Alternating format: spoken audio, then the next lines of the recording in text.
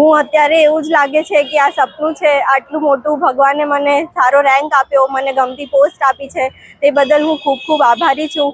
માનો એવું માની લો કે મારી સક્સેસનું આ બહુ મોટો સિતારો જે ચમકી રહ્યો છે અત્યારે બધાને દેખાય છે અને મારી સફળતાનું મને ફળ મળી ગયું છે. આ યુપીએસસીનો મારો 4th અટેમ્પ્ટ હતો. આગળના 3 સ્ટેજમાં મારું ફર્સ્ટ સ્ટેજ જ ક્લિયર નહોતું થતું, જે કે પ્રિલિમ્સ હોય છે.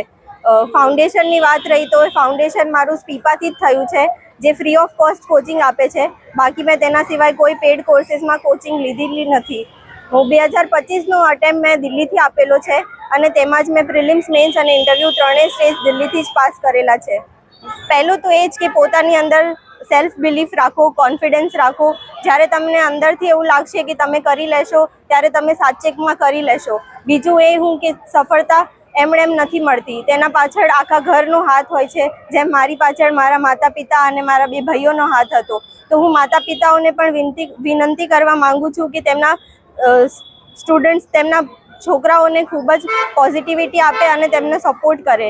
અને ડિસિપ્લિન અને હાર્ડવર્કથી તમે ચાહો એવી સફળતા પ્રાપ્ત કરી શકો છો. તેના માટે પ્રયત્ન કરતા રહેશો અને તે જ હું કહેવા માંગુ છું.